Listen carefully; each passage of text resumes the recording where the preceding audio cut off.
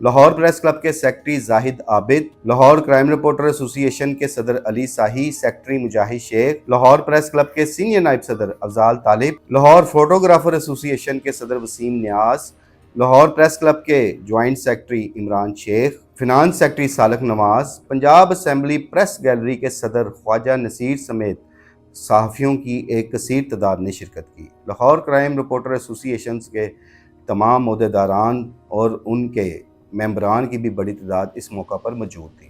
Senior صحافیوں کی ایک بڑی تعداد نے بھی اس اجلاس میں شرکت کی۔ اجلاس میں جو فیصلے کیے گئے ان فیصلوں کی روشنی میں بعد ازاں صحافی احتجاجی جلوس کی صورت میں پنجاب اسمبلی پہنچے۔